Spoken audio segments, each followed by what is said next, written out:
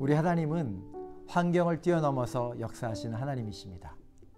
우리가 처한 환경이 어떠할지라도 하나님께서 우리를 위해서 계획하신 그 놀라운 계획들과 하나님의 구원의 역사를 행하신 데는 조금도 제한이 없으십니다. 마귀에게 속아서 사망을 향하여 달려가는 우리를 위해서 구원을 실행하실 때에도 주님께서는 조금도 문제가 없으셨습니다. 우리 주님은 이와 같이 환경을 뛰어넘어서 역사하시는 하나님이십니다. 아브라함의 아들 이삭 때에 큰 흉년이 들었습니다. 창세기 26장 1절 2절을 보면요, 아브라함 때에 첫 흉년이 들었더니 그 땅에 흉년이 들매 이삭이 그랄로 가서 블레셋 왕 아비멜렉에게 이르렀더니 여호와께서 이삭에게 이르시되 애굽으로 내려가지 말고 내가 내게 지시한 땅에 거주하라, 이렇게 말씀하십니다. 흉년이 들어서 이제 기근이 심해져 먹을 것이 없어지지 않습니까? 먹고 살기 위해서는 그 당시 강대국인 애굽으로 내려가려는 생각을 하기가 쉽습니다. 실제로 이삭의 아버지 아브라함은 흉년이 심해졌을 때 애굽으로 내려가서 거했던 장면이 나옵니다. 그런데 이삭에게 하나님이 나타나셔서 애굽으로 내려가지 마라, 내가 이끄는 곳으로 가라 말씀하십니다. 결국 하나님이 이끄시는 땅은 그랄 땅이었습니다. 블레셋 왕 아비멜렉이 있는 땅입니다.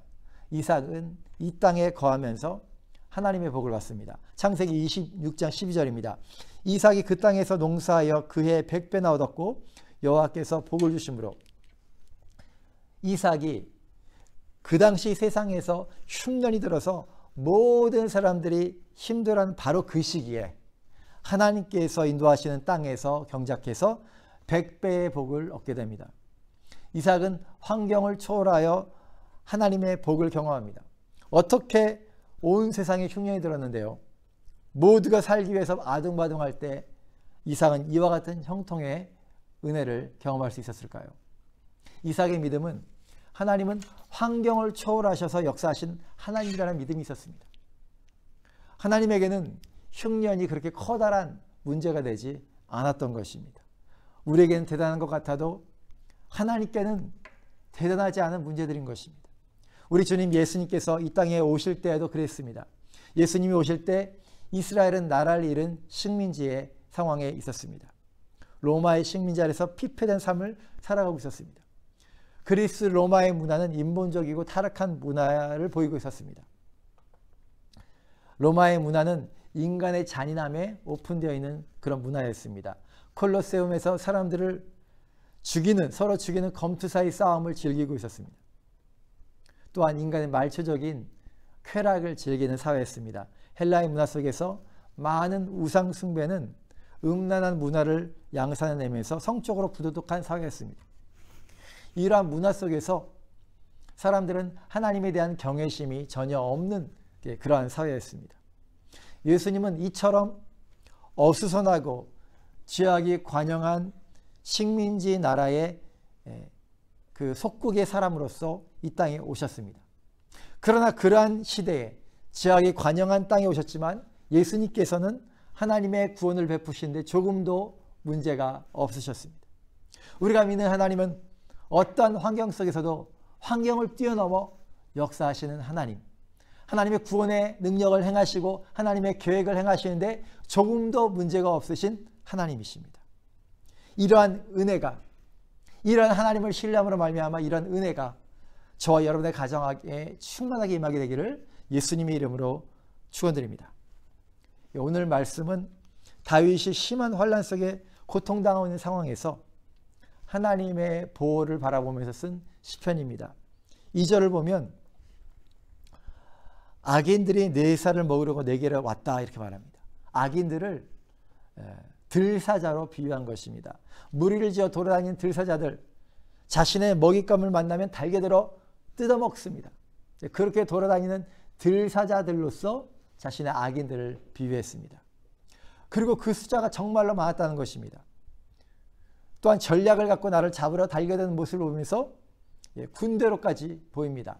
3절입니다. 군대가 나를 대적하여 진칠지라도, 실제로 사울 왕은 다윗을 잡으려고 군대를 이끌어 다가왔습니다. 이처럼 군대의 모습으로 자신을 공격하고 이러한 과정에서 가까운 사람들로부터 버림을 당하는 모습도 나타납니다. 10절입니다. 내 부모는 나를 버렸으나 라고 고백합니다. 자신의 가까운 자들이 자신을 배신할 때, 고통을 줄 때 그 고통은 더 커다란 고통으로 느껴집니다. 이런 환난의 시간을 다윗은 통과하고 있습니다. 환난의 시간을 맞이하게 되면 악한 자들이 자신을 치려고 자신의 환경을 위해 둘러쌉니다. 이제 이러한 환경들, 악한 자들로 둘러싸여진 나의 환경을 바라보면 이 세상, 어두운 세상, 달크한 세상으로 보여지는 것입니다. 그러한 세상은 꼭 나를 삼킬 것만 같아서 또 나에게 두려움을 줍니다. 그리고 이러한 환난이 언제나 끝이 날까 알 수가 없습니다. 불확실한 미래입니다. 이처럼 환난의 시대에는 세 가지의 분명한 특징이 있습니다. 첫 번째는 세상이 어둡다는 것이고, 두 번째는 두려움을 준다는 것이고, 세 번째는 미래가 불확실하다는 것입니다. 그런데 우리가 딱 이런 세상에 지금 살고 있습니다. 코로나 바이러스로 온 세상에 들려온 소식들은 어두운 소식밖에 없습니다. 뉴스를 틀고 싶지 않을 때가 있죠. 뉴스를 틀면 모든 내용들이 어두운 내용이고 우리를 디프레스 시키는, 우리를 침체시키는 내용들입니다. 이러한 세상이 점차로 나의 가정과 나의 자녀들에게 영향을 줄 것 같아서 이제 점점 우리의 마음은 두려워지기도 합니다. 그리고 이 세상 언제 정상적으로 돌아갈까? 또 어떤 분들은 정상으로 되돌아가지 않을 것이다 예상한 학자들도 있습니다. 그러므로 전혀 미래가 예측이 되지 않는 세상에 살고 있습니다. 지금까지 우리들이 걸어온 길들도 전혀 쉽지 않은 길이었는데요. 앞으로 우리가 걸어갈 인생길은 진실로 예측하기 어려운, 우리가 전혀 걸어가 보지 않은 그 길을 새로운 고통의 순간을 통과해야 될 것만 같은 그러한 느낌을 받습니다. 그러나 오늘 시편의 말씀은 이러한 환난의 시대를 통과할 수 있게 하는 능력의 말씀을 우리에게 주십니다. 오늘 말씀에서 발견되어지는 이 다윗, 그의 인생을 뒤돌아보면 여러분 잘 아시다시피 쉽지 않은 인생이었습니다. 막내로 태어나 많은 형들의 시중을 들어야만 했고요. 또한 성실하게 자신의 일을 감당하면서 목동으로서도 최선을 다했습니다. 그러면서 다윗은 곰과 사자들과도 피 흘리는 그 싸움을 싸웠고요. 그리고 마침내 골리앗과도 싸우게 됩니다. 그 소년 목동이 골리앗이란 존재와 맞부딪혀 싸우는 것 자체가 어찌 보면 안타까운 일이죠. 훨씬 더 칼을 잘 쓰고 능력 있는 그런 병정들도 있었을 것이고 나이가 든 사람들도 있었을 텐데 어찌 돼서 그 소년이 목동이 나아가서 골리앗과 싸워야 되는 그 상황 자체가 사실은 마음이 짠하고 안타까운 현실인 것입니다. 그렇게 골리앗과도 싸우고 그리고 왕이 되어서 더 많은 전쟁에 참여합니다. 많은 싸움을 통과하고 많은 죽음의 순간도 통과했습니다. 사무엘 하 8장 14절에 보면 그 인생의 성적표와 같은 말씀이 나옵니다. 보면요, 다윗이 에돔의 수비대를 두되 온 에돔의 수비대를 두니 에돔 사람이 다 다윗의 종이 되니라. 다윗이 어디로 가든지 여호와께서 이기게 하셨더라, 이렇게 말씀합니다. 하나님께서 다윗과 함께 하시기 때문에 다윗이 어디를 가든지 간에 싸울 때마다 이기게 하셨더라, 이렇게 말합니다. 어떤 싸움에 대하든지 다윗은 승리를 경험했습니다. 이와 같은 하나님에 대한 믿음이 여전히 자신의 삶에 다가오는 환난의 순간에서도 믿음을 잃지 않고 하나님 한 분만을 의지하게 되었습니다. 하나님 한 분만을 의지하고 나아가는 그 믿음의 모습들, 어떻게 하나님 앞에 나아가는지 시편 27편에 나오고 있습니다. 우리도 지금까지 나 자신을 부인하며 영적인 전쟁을 하면서 달려왔습니다. 그런데 여전히 나의 환경에서 싸워야 될 싸움이 있습니다. 특별히 코로나 바이러스 세상에서 우리는 더욱 정신을 차리고 깨워서 믿음의 선한 싸움을 싸워야만 하는 그런 상황에 처해 있습니다. 우리의 환경을 어둡게 만들고 우리의 마음에 두려움을 주고 우리의 미래를 불확실하게 하는 이러한 미래를 바라보게 하는 이 현실 속에서 이 현재의 세상 속에서 우리는 어떻게 살아야 될까요? 첫 번째로 우리는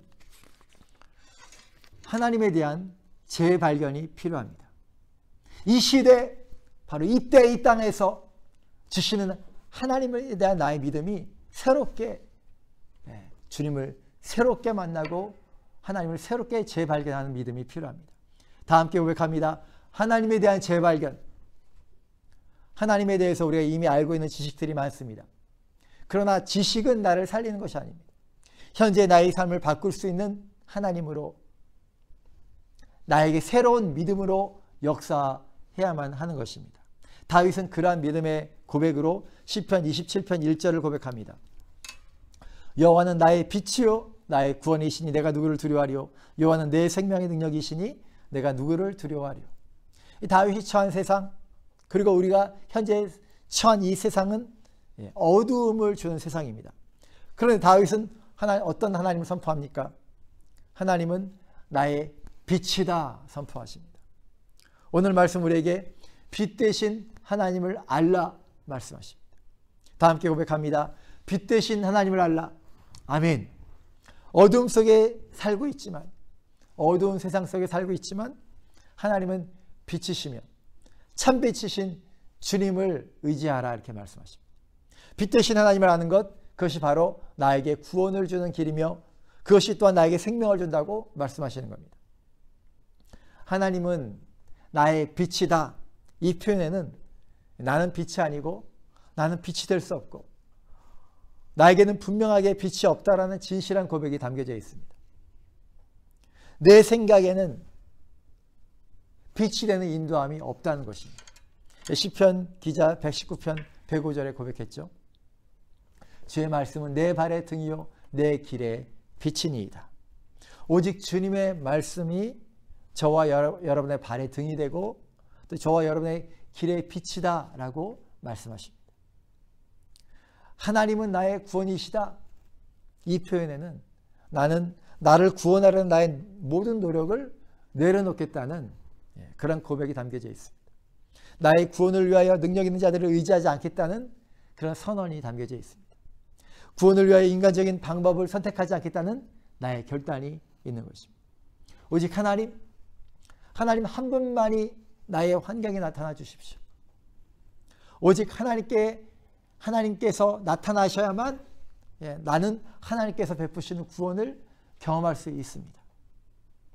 하나님은 나의 구원이십니다. 이 고백은 이처럼 하나님 한 분만을 의지하겠다는 선택입니다. 구원을 베푸시는 하나님께서 저와 여러분 환경에 충만하게 나타나시기를 주님의 이름으로 축원드립니다. 하나님은 나의 생명이시다. 이 표현에는 나는 이제 그리스도 안에서 죽어버린 생명입니다 라는 고백이 담겨져 있습니다. 우리는 그리스도 안에서 온전한 죽음을 선택해야 됩니다. 다시 살아나는 것은 하나님의 절대적인 권한입니다. 하나님의 때에 반드시 그렇게 될 것입니다. 문제는 이 땅에서 온전히 죽어야 하는 우리의 삶인 것입니다. 분명하게 성경은 살고자 하는 자는 죽을 것이요 죽고자 하는 자는 살 것이다 이렇게 말씀하고 있습니다. 마태복음 16장 25절입니다. 누구든지 제 목숨을 구원하고자 하면 잃을 것이요 누구든지 나를 위하여 제 목숨을 잃으면 찾으리라 말씀하십니다. 요한복음 12장 25절입니다. 자기의 생명을 사랑한 자는 잃어버릴 것이요 이 세상에서 자기의 생명을 미워한 자는 영생하도록 보존하리라.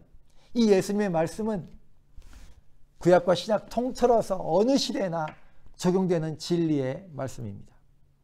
이것이 또한 생명의 역설입니다. 자신이 자신의 목숨을 구원하고자 할 때 잃어버리고 자기의 생명을 스스로 사랑할 때 잃어버릴 것이다 말씀하십니다.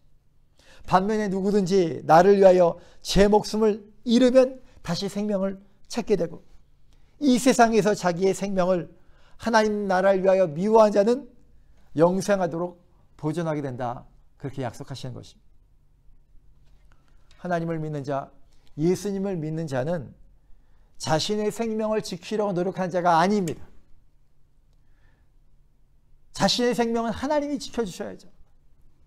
예수님을 믿는 자는 자신의 생명을 지키려 노력한 자가 아니고요.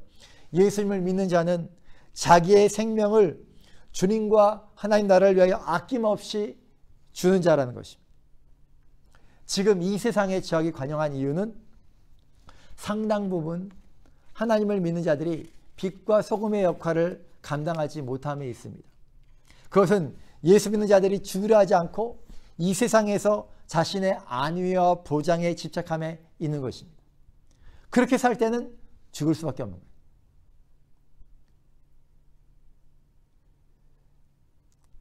죽을 수 없다면 부활의 생명을 어떻게 경험할 수 있을까요?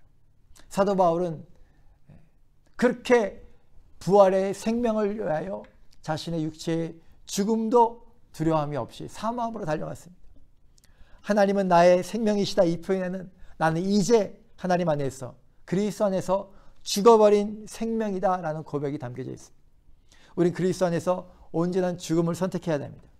주님의 은혜 아래에서 온전한 죽음을 경험하신 저와 여러분 되시길 바랍니다. 그때 하나님은 우리에게 새로운 생명으로 우리를 덮으실 것입니다. 우리는 하나님과 하나님의 말씀에 대한 재발견이 필요합니다. 하나님은 우리의 빛이시고 빛 대신 하나님은 우리를 온전한 구원과 생명으로 이끌어 주실 것입니다. 하나님의 구원과 생명을 온전히 누리시는 저와 여러분 되시기를 예수님의 이름으로 축원드립니다. 두 번째로, 환난의 시대는 우리를 두렵게 한다고 말했죠. 이렇게 우리를 두렵게 하는 시대에 우리가 어떻게 살 수 있을까요?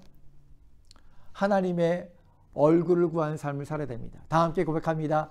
하나님의 얼굴을 구하는 삶. 아멘. 하나님의 얼굴을 구할 때, 또 하나님의 얼굴을 배울 때 두려움이 사라진다는 말씀입니다. 오늘 8절 말씀입니다. 너희는 내 얼굴을 찾으라 하실 때에 내가 마음으로 주께 말하되 여호와여 내가 주의 얼굴을 찾으리이다 하였나이다. 환난의 시대는 우리를 두렵게 합니다. 현재 이 땅에 나타난 여러 가지 재앙과 같은 현상을 보면 우리는 두려워합니다. 코로나 바이러스 사태가 중요한 의미가 있는 것은 이것이 바로 전 지구적인 현상이라는 것입니다.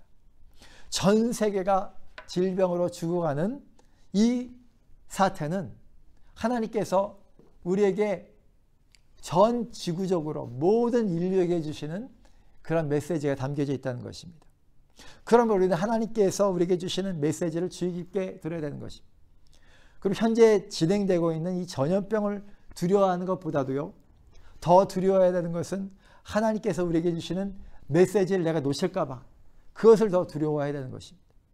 하나님께서 주시는 메시지에 집중하고 그 말씀을 들을 때 우린 두려움을 이겨낼 수가 있습니다. 그 메시지는 뭡니까? 주의 얼굴을 찾으라는 것입니다. 주의 얼굴을 찾을 때 우리는 주님께서 우리에게 보여주시고 싶은 그 주님의 얼굴, 그 주님의 얼굴은 은혜와 자비의 주님의 얼굴을 맞이하게 된다는 것입니다. 주의 얼굴을 찾는 삶에 대해서 역대하 7장 14절을 통해서 한번 살펴보겠습니다. 여러분 잘 아시는 말씀인데요. 역대하 7장 14절입니다. 내 이름으로 일컫는 내 백성이 그들의 악한 길에서 떠나 스스로 낮추고 기도하여 내 얼굴을 찾으면 내가 하늘에서 듣고 그들의 죄를 사하고 그들의 땅을 고칠지라 말씀합니다. 주님의 얼굴을 만나는 것에 있어서 가장 시작점이 되는 거에 뭡니까? 전제 조건은 바로 회개의 모습이라는 것이죠. 악한 길에서 떠나 스스로 낮추고 기도하는 모습입니다. 그때 주님의 얼굴을 마주하게 된다는 것입니다. 하나님의 얼굴을 구한다, 이것을 두 가지 측면에서 살펴보겠습니다. 첫 번째로 하나님의 얼굴을 구한다는 것은 하나님의 마음을 구하는 것입니다. 어떤 하나님의 마음을 구하는 것입니까? 자비와 긍휼의 마음을 구하는 거예요. 자비와 긍휼의 하나님을 만나지 못한다면 우리에게는 심판과 사망이 있을 뿐입니다. 역대하 7장 14절에서 만나게 되는 하나님의 본심은 무엇입니까? 그것은 내가 진실로 너의 죄를 사하고 너희들의 땅을 고치고 싶다는 그 주님의 마음입니다. 하나님의 마음은 진실로 너의 죄를 사하고 싶고 너의 땅을 고치고 싶다는 거예요. 내 얼굴을 찾으면 내가 하늘에서 듣고 그들의 죄를 사하고 그들의 땅을 고칠지라. 하나님의 얼굴을 구한다는 것은 이와 같은 하나님의 마음을 구한다는 것입니다. 두 번째로 하나님의 얼굴을 구한다는 것은 하나님의 임재를 구하는 것입니다. 하나님의 나타나심을 구하는 것입니다. 나의 가정에서, 나의 환경에서 하나님의 나타나심이 반드시 있어야 될 줄로 믿습니다. 특별히 우리는 언제 하나님의 나타나심을, 하나님의 임재를 경험합니까? 바로 우리가 예배할 때입니다. 그러면 우리가 하나님의 임재를 느끼지 못하는 예배라면 우리는 반드시 회개해야 됩니다. 뭔가 문제가 있는 겁니다. 신명기 31장 17절입니다. 내가 그들에게 진노하여 그들을 버리며 내 얼굴을 숨겨 그들에게 보이지 않게 할 것인즉 그들이 삼킴을 당하여 허다한 재앙과 환난이 그들에게 임할 그때에 그들이 말하기를 이 재앙이 우리에게 내림은 우리 하나님이 우리 가운데 계시지 않은 까닭이 아니냐 할 것이라. 이렇게 말합니다. 이 말씀은 하나님께서 모세를 통하여 미래에 일어날 이스라엘 백성들의 배교에 대해서 말씀하신 장면입니다. 하나님의 백성들의 배교가 예견되어졌다는 것이죠. 하나님은 그때 하나님께서 하나님의 얼굴을 숨겨서 그들이 큰 재앙과 환난을 당하게 될 것이라 경고했습니다. 그런데 이때 이스라엘 백성들은 어떻게 말했냐면 하나님이 우리 중에 계시지 않기 때문에, 즉 하나님의 임재가 떠났기 때문에 이 모든 일이 일어났다고 고백합니다. 즉 하나님께서 얼굴을 돌리셨다는 말은 하나님의 임재를 거두신 것을 뜻합니다. 하나님께서 하나님의 공동체에 계실 때에만, 하나님께서 하나님의 가정에 계실 때에만 하나님의 보호가 있고 하나님의 안전이 있습니다. 그러나 하나님의 임재, 하나님의 나타나심이 떠난 공동체나 가정에는 하나님의 돌보심을 경험할 수가 없습니다. 그러므로 우리는 즉시 회개해야 됩니다. 회개하면서 하나님의 얼굴을 구한 예배를 드릴 때 우리는 예배를 통해서 하나님의 얼굴을 다시 볼 수 있고 잃어버린 하나님의 임재를 회복할 수 있습니다. 하나님의 임재를 회복할 때만이 나의 공동체와 나의 환경에서 하나님의 함께 하심을 경험할 수 있습니다. 그때 환난의 시기에도 두려움을 이겨낼 수가 있습니다. 다윗은 어떤 사람이었습니까? 한마디로 예배의 사람이었습니다. 오늘 말씀에서도 예배자 다윗의 담대함을 발견합니다. 3절입니다. 군대가 나를 대적하여 진칠지라도 내 마음이 두렵지 아니하여 전쟁이 일어나 나를 치료할지라도 나는 여전히 태어나리로다. 두려워하지 않고 담대한 모습을 보여줍니다.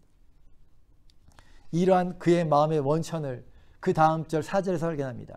내가 여호와께 바라는 한 가지 일 그것을 구하리니 곧 내가 내 평생에 여호와의 집에 살면서 여호와의 아름다움을 바라보며 그의 성전에 사모하는 그것이라.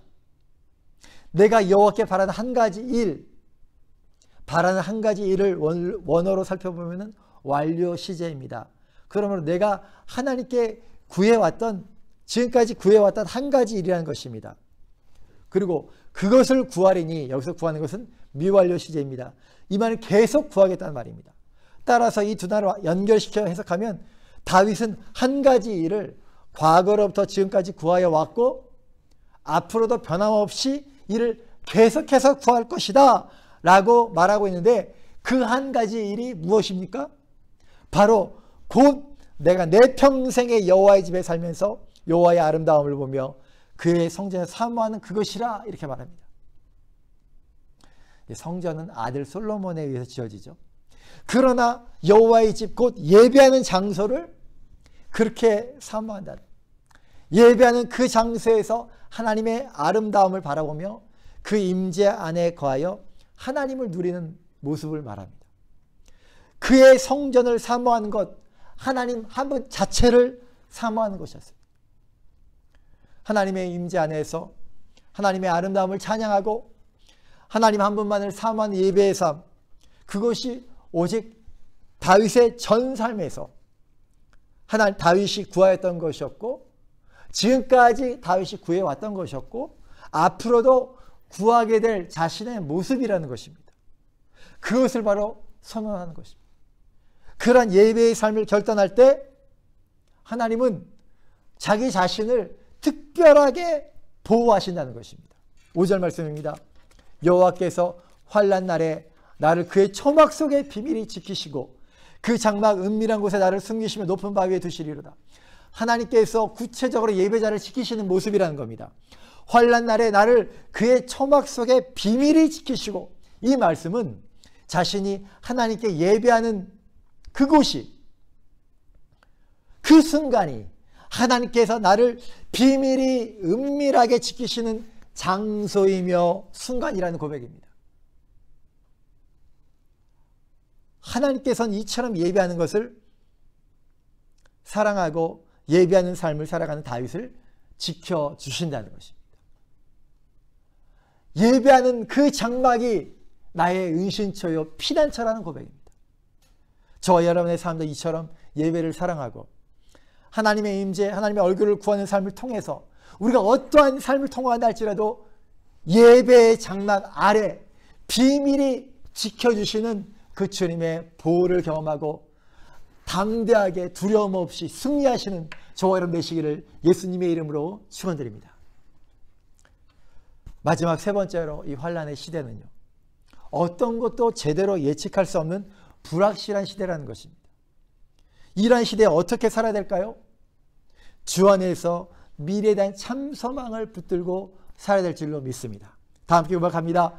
미래에 대한 참 소망. 아멘. 이 미래에 대한 참 소망입니다. 지금 우리 살고 있는 이 세상은 믿을 수 없는 세상이 되었죠.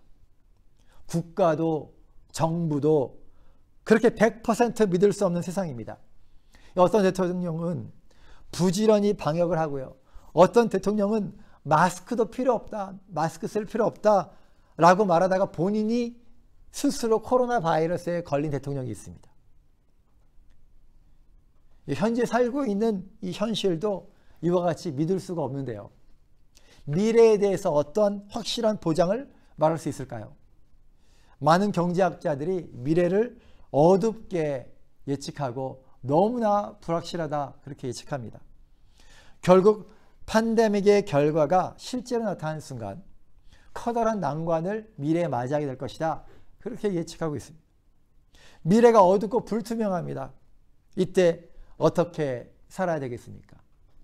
다윗은 어떻게 무엇을 선택합니까? 오늘 말씀 시편 27편 13절입니다. 내가 산자들의 땅에서 여호와의 선하심을 보게 될 줄을 확실히 믿었도다. 이 다윗은 많은 자들이 자신 앞에서 죽어가는 그런 전쟁의 필드, 배틀필드를 경험했습니다. 많은 사람들이 자신 눈앞에서 전쟁터에서 그렇게 죽어나갔다는 것이죠. 그러나 다윗은 많은 자들이 죽어가는 그 순간에서도 하나님께서 자신의 생명을 지켜주셨음을 간증하는 거예요.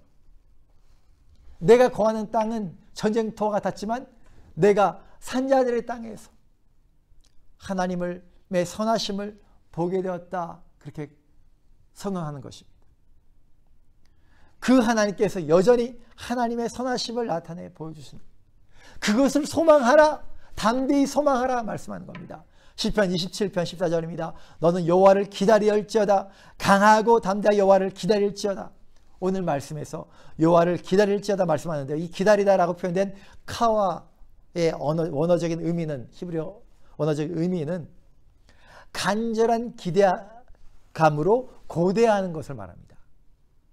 간절한 기대감으로 고대하는 자, 또한 소망 중에 기다리는 자, 끈기 있게 소망 중에서 바라고 참는 자의 의미를 담고 있습니다.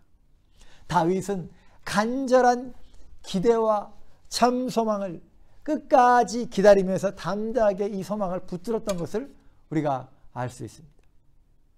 하나님께서 주신 이 소망을 이루는 방법 세 가지로 간단히 살펴봅니다. 첫 번째는 나에게 주신 약속의 말씀을 붙잡는 것이고요. 두 번째는 간절히 기도하는 것이고, 세 번째는 그 약속의 말씀을 붙잡고 기도하면서 기다리는 것입니다. 약속의 말씀은 우리 하나님께서 우리에게 행하실 구원을 소망하며 기대하게 합니다. 오늘 시편의 말씀도 그렇고 27편 말씀도 그렇고 모든 말씀들이 그렇습니다. 이 약속의 말씀은 우리로 하여금 하나님께서 우리에게 행하실 구원을 소망하며 기대하게 합니다. 그러므로 우리 그 약속을 기억해야 합니다. 그러려면 어떻게 그 말씀을 잃어버리지 않고 기억합니까? 이게 중요하죠. 그 말씀을 붙잡으면서 기도하는 거예요. 기도하는 거예요. 말씀을 붙잡고 계속 기도하면서 그 말씀을 내 입에서 말하면서 기도하는 겁니다. 기도가 그 말씀이 내 안에서 살아있게 만듭니다. 그리고 하나님의 때가 올 것을 기다릴 수 있게끔 만드는 것, 그것이 바로 기도입니다. 그러므로 정리하면 약속의 말씀을 붙잡고 기도하면서 기다리는 것입니다. 기도는 우리로 기다릴 수 있는 능력을 주시는 하나님의 능력입니다. 기다리는 것만큼 힘든 일이 없죠. 기도는 기다릴 능력을 주십니다. 기도는 우리로 소망을 이루게 합니다. 끝까지 버티고 결국 하나님께서 예비하신 결말을 보게 하십니다.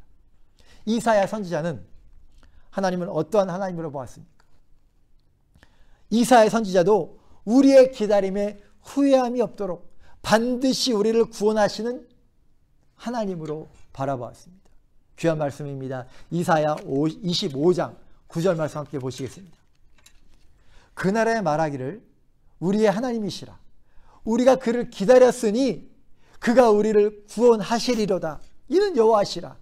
우리가 그를 기다렸으니 우리는 그의 구원을 기뻐하며 즐거워하리라 할 것이며. 이렇게 이사야 선지자가 고백합니다. 주님은 우리에게 반드시 기쁨의 날, 구원의 날을 우리에게 허락해 주실 줄로 믿습니다. 환난의 순간에서도 우리에게 주신 약속의 말씀을 붙잡고 기도하면서 끝까지 기다려서 우리의 소망이 열매 맺는 기쁨의 날을 맞이하시는 저와 여러분 되시기를 예수님의 이름으로 축원드립니다. 우리 하나님 어떤 하나님이십니까? 그 해를 악인과 선인에게 비추시고 비를 의로운 자와 불의한 자에게 내려주신다 말씀하십니다. 그런 하나님의 손길 속에 살기 때문에 많은 사람들이 하나님을 두려워하지 않습니다. 그러나 하나님을 그렇게만 알면 절대로 안 되는 것입니다. 하나님을 개인적으로 알아야 되는 것입니다. 다윗은 그렇게 하나님을 개인적으로 알았습니다. 그러므로 다윗은 나의 하나님, 그 하나님이 나의 빛이고 나의 생명이고 나의 구원이다라고 고백을 했습니다. 다윗은 하나님을 개인적으로 알았습니다. 그리고 다윗은 하나님을 예배하는 진정한 예배자가 되었습니다. 그러므로 여기서 중요한 교훈은요, 예배의 삶은 개인적인 나의 선택이라는 거예요. 그러므로 예배는 누가 대신 드려주는 것이 아니라는 것입니다. 누가 대신 드려진 예배에 내가 참여하는 것이 아니라는 거예요. 예배는 극히 개인적인 것이고 내가 하나님 앞에 그렇게 나간다라는 거예요. 공예 예배에 참여하면서 우리 속아서는 안 되는 거예요. 예배는 누가 대신 드려주는 게 아니라 예배는 극히 개인적인 나의 신앙의 고백이라는 거예요. 예배는 이제 주 예수 그리스도 안에서 내가 드리는 것입니다. 하나님은 전 지구적인 환난과 고통을 허락하십니다. 이것은 하나님께로 진지하게 다시 돌아오라는 메시지입니다. 예배의 삶을 회복하고 임재의 삶을 회복하라는 메시지입니다. 그때 다윗처럼 우리는 아무것도 두려움이 없는 하나님의 보호를 확인하는 삶을 살게 될 것이라는 겁니다. 우리는 약속의 말씀을 받았습니다.